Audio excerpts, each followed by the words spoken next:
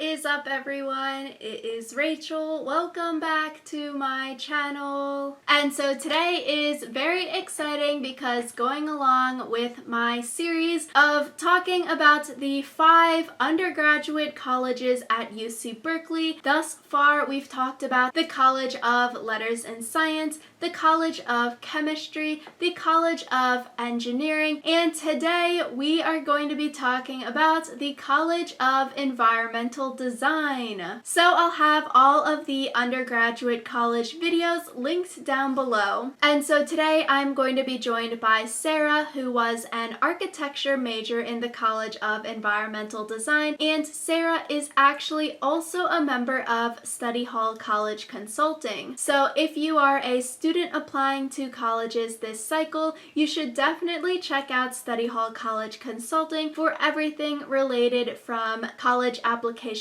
essay review, college application tips, and general college advice. So if you wanted to talk more with Sarah about the College of Environmental Design or have Sarah review your college application essays, definitely head over to Study Hall College Consulting's website. So without further ado, let's get started. Hi everyone, my name is Sarah and I am a graduate from the class of 2020 from UC Berkeley, and during my time there I majored in architecture and minored in Spanish. And so architecture is a major within the College of Environmental Design, which is Berkeley's smallest undergraduate college out of all 5 of them. My minor Spanish was in the College of Letters and Sciences, so in a different college than I was actually in. So I spent a lot of time in CED, the College of Environmental Design, and I was also, in addition to being a UC Berkeley ambassador, giving tours and working on Cal Day for the entire campus, I worked as a CED ambassador particularly. So for that college, I gave tours, I welcomed new students, I talked to prospective students, really teaching the value of design and encouraging particularly underrepresented students to join the college when they came to Berkeley. The Berkeley College of Environmental Design offers 4 majors in architecture, urban studies, Department of City and Regional Planning, landscape architecture, and sustainable environmental design. Why did you choose to major in architecture? So those are the undergraduate majors. There are other graduate programs once you get to that point, but those are the 4 main majors within the college. Most of my friends, and because I majored in architecture, most of my friends ended up being architecture students, but since it was such a tight-knit community, I met people in every single major. I had classes with, people in different majors. Some of my best friends were also landscape architects.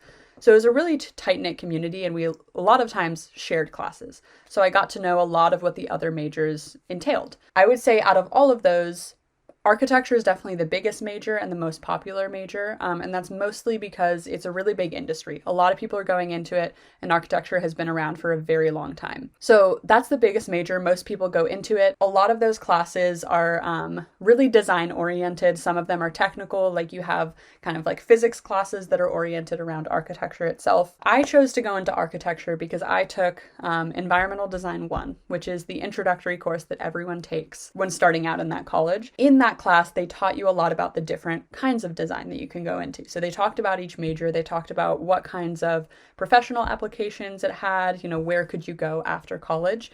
And for me, I was really interested in sustainable building. And that was something that really drew me into the major because Berkeley was really focused on not only building buildings, but making them sustainable, making them green buildings. And so that's something that really stood out to me. And I think in another life as well, I would have been super, super happy doing landscape architecture because I took several landscape architecture classes that really brought me closer to, the natural environment and how to actually incorporate that into the built environment. And so I think that they go hand in hand. A lot of times, a lot of these majors, to be an architect, you have to know a lot about urban development and urban design. And so urban studies is also really important. Something that they do in the major is they actually have you take, when you get to your upper division courses, you have to take 3 upper division non-major courses within the college itself. So I had to take landscape architecture classes. I had to take urban studies classes. I had to take more sustainable environmental design focused classes. So it kind of gives you that balanced schedule and you're learning a lot more than just your major. I also loved it because architecture taught me how to physically build things, construction wise. So I got to work with metal, learn how to weld. I got to work with wood, actually learn how to build a structure and have it not fall down. So like really important practical applications came out of my architecture degree, I would say, as well as long nights in the studio. That was a big part of architecture, and that's something that is a big decision for people thinking about whether they want to go into architecture. Landscape architecture as well, there's definitely really late nights in the studio. You have your design classes where, I was there until 2 a.m., 4 a.m. pretty consistently. And that's really, really challenging. You have to learn how to manage your time to not pull all-nighters and to really maintain your own mental health and physical health. But you also develop really close friendships with people that are there. I got to join different design groups where we would get together and apply to competitions together and things like that. Design competitions. So it became more than just a major. It was definitely a community. And I think that that's the coolest thing about CED in general, but especially what I enjoyed about architecture while I was at Berkeley. Can you explain each of these 4 majors, similarities and differences, popularity of each? So the 4 majors, again, in CED were architecture, landscape architecture, urban studies, and sustainable environmental design. A lot of them have similarities in the sense that you really need to know about all of them in order to create a successful space, a healthy space for people to live in, to operate in, to interact with. So for instance, I don't think that you can build a healthy building without knowing how to sustainably design the landscape around it, or have a green roof that's incorporated, or actually, have water features that contribute to your mental health while working in that building. There are so many different factors that you have to learn about other than architecture to be a successful architect. In your upper division courses, you have to take 3 upper division non-major courses to kind of get that breadth of knowledge. And so that kind of goes to show, they're really interconnected. Architecture is really focused on design and also software and the technical aspect of how do you represent your ideas. It's really focused on production. I would say that's a big thing. You're making models all the time. It's really physical work. You're building, you're welding, you're cutting wood. You're making all of these physical projects to convey your ideas and to really fight for your work. Really big in the architecture program and landscape architecture as well is the idea of the critique or the pinup. And so sometimes even 3 times per week, oftentimes 1 time per week, it depends on the class. You would print out your work or bring your model, whatever you've made, and you would stand up in front of your class, also other professionals in the field, your professor, and you would basically explain your work. They would critique it, tell you things that could be better or things that they don't like about it or do like about it. You're sort of defending your work at that point, but you also have to be ready to accept criticism from those people. They're professionals, they know a lot. And then iterate on that. So make improvements based on that feedback, and really learn how to eloquently express yourself. That's one of the biggest things about architecture, is being able to communicate your design, take feedback, go back, make changes, be really, really hardworking and get through that work because it's a lot of work, and then come back and present your work again. Landscape architecture, like it sounds, is focused on the landscape. It's everything that is not the building itself. So I always was intrigued by this. And again, in another life, I definitely would have been happy in this major. It's way more focused on public spaces, which has an inherent community aspect to it. So a lot of times it has a huge social aspect. You're learning about people and what makes them happy. Psychologically, how can you make a healthy space outdoors? How can you plant sustainable plants that are, drought resistant, actually have resilient communities, outdoor communities? So that's part of it. A lot of it is going and learning about those communities and what best fits a space. How can you improve a space? Sustainable environmental design is a little bit different than those 2 majors in the sense that there's an interesting, customization that you can do with the major, where you can take courses that really align with what you want to focus on. So sustainable environmental design can have a more designed approach, so you can make it really similar to architecture or landscape architecture if you want to, taking studio classes, making models, things like that. If you're interested in economics, you can take it in more of an economical route about how we build a sustainable future economically. How do we allocate those resources? You can also take it in the direction of policy. If you want to, if you're interested in that political science aspect, or getting into law or something like that, you can take it in that direction as well. You could also take it in a biological direction. So, how do we actually use science to develop sustainable futures, sustainable communities? So it's really broad. And I would say, that can be a challenge for some people, but it really allows you to find your avenue and really customize which classes you're taking and what direction you want to take it. And then urban studies is really a social studies major, I would say. It's really based on psychology. You're really trying to figure out how communities operate, how people interact with one another, and how to basically assess your community, assess needs, and design around that to be responsive to those needs. So you're really studying people. You're studying the community, you're studying the environment and how to make it better. And there's a lot of history that goes along with that that's really fascinating, understanding how our urban environments came to be, how, everything that we've built up today, how that revolves around design and designers thinking about how we should interact in a better way, in a worse way, whatever. Architecture is the most popular major. It's the biggest major. However, sustainable environmental design at Berkeley is probably the most rapidly growing major. So people are really going into that major because of its flexibility, but also because you can tie it to, exactly what interest you want. Oftentimes that's like kind of the biological side. Landscape architecture is the smallest major within the College of Environmental Design. And so that results in really tight-knit studios and pretty small classes, which is really beneficial for learning. And you get really, extensive one-on-one time with your professors, as you do with most of these majors, because, CED is tiny. It's really small. And then urban studies is pretty popular. There's also a graduate program, city and regional planning, that branches off of that as well in the same department. Sarah, you came into Berkeley as an intended pre-med student. How do students know if transferring into the College of Environmental Design is right for them? And how does one go about this transferring between the undergraduate colleges at Berkeley? So yes, I did come into college pre-med, and about probably after my freshman year was really when I made the switch to go into CED to embrace design. For me, that switch mainly came after I started to really listen to what I was passionate about, and kind of went with my heart over my mind in the moment. Though afterwards, it really, I think, was a great decision and really is a mentally engaging major. And I think it was harder than my time in pre-med. It's different. It's a different kind of major, and it takes a lot of like a different kind of work and different kind of dedication. But the reason that I switched is because I just felt like I loved it. And I felt like I thrive when I'm talking to people, when I'm assessing their needs, when I'm really out there in the community, making a difference actively every single day. And so that's something, whether I'm strictly an architect in the future, it's something that I took really personally and loved about the college.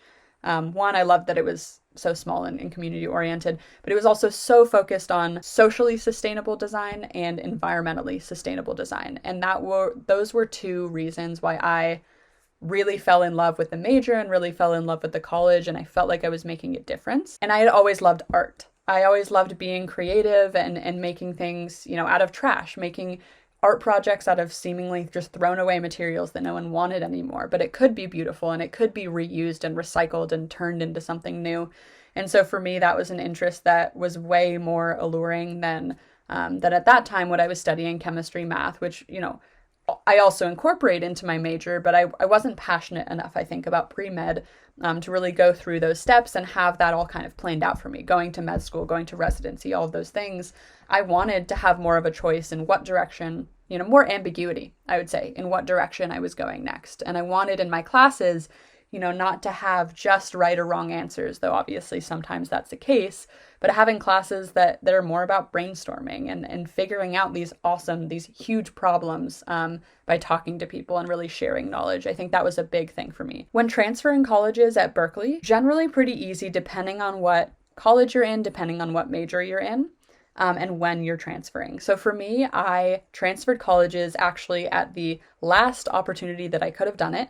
And I enrolled in ED1, which is Environmental Design 1, at the last moment I possibly could have, which was the summer after my freshman year. And they offer that's a mandatory class you have to take before you take any other classes. So in the track of classes that I had to take to graduate on time, you could take it in fall, spring, or summer after your freshman year. And I had observed, people that were in that class in ED1, what, homework that they had to do, and I was really interested in it. And I was kind of late to the game because I wasn't sure about what I wanted. I was really scared about making that move. That's a big decision to change your entire major. And so I ended up taking that course over the summer. And I started it and started my application to switch the college just in case. I really liked it and really fell in love. And so really put together that application to change colleges pretty immediately after I fell in love with the major. And the process for doing so, again, was just an application that included an essay about why I wanted to switch colleges and why I was passionate about architecture, and then a 4-year plan for all of the classes I would have to take to prove that I could graduate on time. So I met with an advisor to do that. I met with an advisor within the College of Environmental Design, one, because that was the college I was trying to go to and they had better visibility about the requirements for architecture. But I also went to that college because they had a much smaller population of students that were needing help versus the College of Letters and Sciences, which is what I started out in when I came to Berkeley. So it's much easier to get an appointment within CED. I just walked in their office, wrote my name down, and they had someone that I could see within 5 minutes. So it was super easy. I got to talk one-on-one with an advisor for about 30 minutes or so and lay out the best plans and then list out some classes that I had the choice to take later on. So I had some options later on. A big thing to note is that, Berkeley wants you to find your passion and they want you to find where you're going to excel. So as long as you have a reason for switching, it's going to be fine. They're going to let you switch as long as you have the prerequisites and the time to do so. And then also sometimes depending on the major you're trying to go into. So for instance, chemistry, you should apply directly to that major. Engineering as well. Those colleges are pretty tough to switch between. One, because they're really popular. They're also pretty small. What are the classes like in the College of Environmental Design? So the classes in CED, I loved them. They're really hands-on. They're very small as well. So most of your biggest lectures, I would say, probably are at most 150 students, maybe like 70 for most of your upper division lecture classes. And then you have a couple different other kinds of classes that are smaller. So you have discussion sections, which could range from, 15 people to maybe 50 people or so. You have labs, which are generally no more than 20 people. And then you have studios. Studios are by far my favorite aspect of CED. Architecture is filled with studios. You have most of your time is going to be spent in your studio classes where you actually get your personal desk to sit down.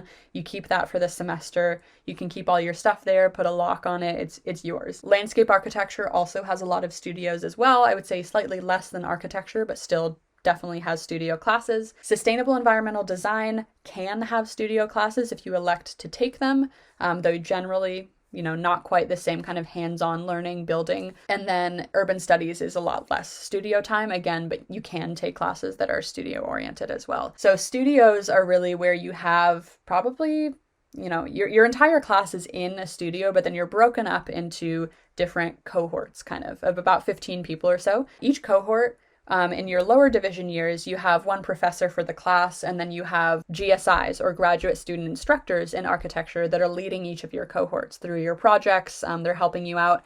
And every time you go into class, you get one-on-one time with that GSI.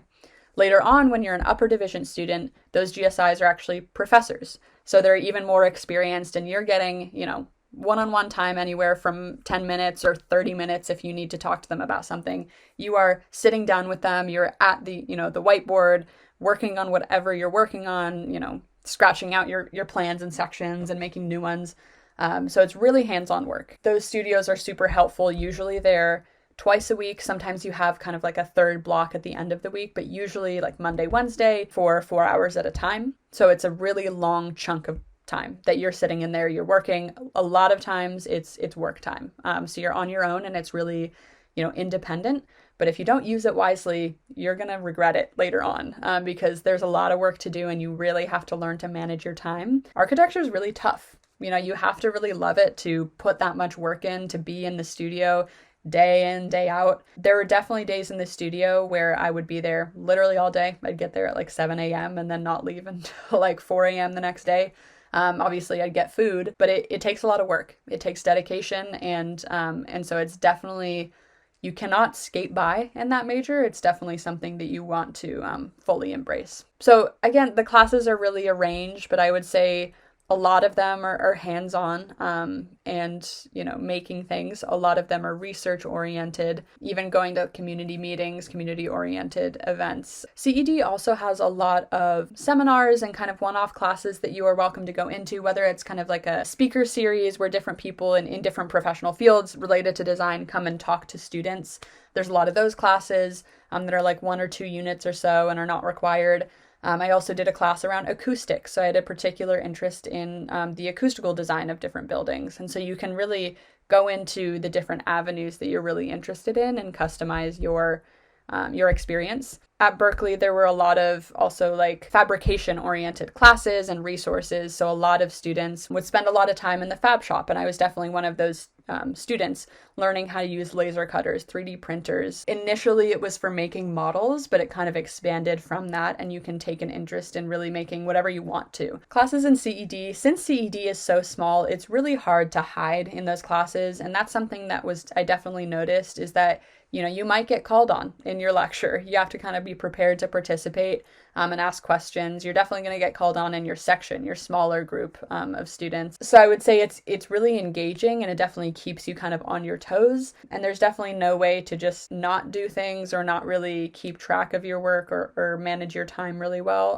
because that will catch up to you pretty quickly. And everybody knows your name. It's a small community, and you're going to see people time and time again in the hallway, in your classes. You're going to get to know your professors really well on a first name basis. What kinds of jobs do students usually get with a College of Environmental Design degree? Is grad school needed? So the cool thing about CED and every major that's in there is that I would say it's very, very open-ended when it comes to what you can do after college. I have known people in architecture and beyond that have gone into everything from actual, practicing architecture. Architects have also gone into landscape architecture and vice versa. People have gone into product design or industrial design. People have gone into policy or economical change. People have gone into more community activist roles. People have gone into research for sustainability, engineers as well. It sounds cheesy to say there's no limit, but design really sets you up to go into a bunch of different avenues, which is really cool. It gives you the foundation and the way of thinking that I think is really beneficial to have. And then at that point, you can either find your role in whatever organization you go into or company you work in afterwards, or you could go into secondary schooling. And so for certain jobs, grad school might be needed. For architecture, grad school is recommended if you want to get to where you want to go to be accredited probably a little bit sooner. You can always go and work in the field for a longer period of time and then eventually get accredited. For architecture, you don't necessarily need a graduate degree, but I would highly recommend it because you get more, I would say, technical experience, and you just learn a lot more about what it takes to build a successful building, and especially a sustainable one. Again, I would say you don't need it, but it really does depend on what direction you want to take it. So for me, I took my major as an opportunity to, say, okay, now I have this great design foundation that takes me in a lot of different directions. So currently I'm pursuing product design, but tomorrow I could pursue construction or educational design or things like that. Or graphic design. That's another one that a lot of people go into, or interior design. Like a lot of majors, you totally can go to grad school. I always encourage people to maybe take at least a year between undergrad and graduate school, just because the major is so open-ended. You can do a lot of things. And so I would encourage kind of trying out your options and seeing what fits the best. Because school can be, often is much different than the real world and much different than a career in architecture. If you were to learn architecture and then practice it, everyone's going to tell you it's very different. It's a very different dynamic and day to day. And finally, Sarah, any final advice that you have for students interested in this college? So my advice when thinking about kind of what college you want to go into at Berkeley, or whether it's at Berkeley or a different college, is to, first of all, look at what people around you are doing. Look at the classes that they have, what homework they're doing, what sparks your interest on a very core level. And that can be a voice that's really hard to listen to sometimes. But if you're seeing someone's homework that looks super exciting and you would honestly rather be doing that than your own homework, don't just completely jump ship and change majors right away, but maybe inquire about that, or maybe take a class that would give you that experience and you'd learn a little bit more about what goes into that major. So keep your eyes open, your eyes and ears open to what other people are doing, because that's the way that I learned this was the right major for me. And then also be open to drifting. So a lot of times when people go into college, they're afraid of making that big leap because they think, oh, it's too late, or oh, it'd be so much work, or for me, a lot of people are saying like, oh, you're going from a pre-med major to design. Like, is that really rigorous? Yes, it is. And so it could be nerve-wracking. You might be really afraid to make that change, but I would say be open to letting your heart and letting your mind sway you in a different direction. Ask students who are in that college about the kind of environment that college has. So for me, I definitely asked students beforehand about what the community in CED was like. And it mirrored a lot of the same qualities of how I grew up, really valuing tight-knit communities and really valuing close friendships. And it felt way more close and way more mutually beneficial to everyone in the college. We definitely, in CED, I felt like I was always leaning on resources or knowledge from other people, and they were doing the same for me. It was this really cool relationship that I don't think I felt as much in letters and sciences. LNS, letters and sciences, felt a little bit more competitive. Not that I think Berkeley really is. I do think generally people will help you out, and you just have to surround yourself with that energy. I think it was a lot easier to do that in CED because it was so small and everyone was really in it together. For more resources on CED, definitely check out CED Ambassadors and just the CED website in general, or talk to me. I'm super happy to meet with anyone that's interested in design at all, whether it's CED or beyond, and talk about what a career looks like in that and what I've been doing since I graduated. Thanks y'all for watching. I hope you learned a lot about CED, the College of Environmental Design, architecture, or whatever you might be interested in the design field. Feel free to schedule a call with me if you'd like, and I can tell you more about what that career is like.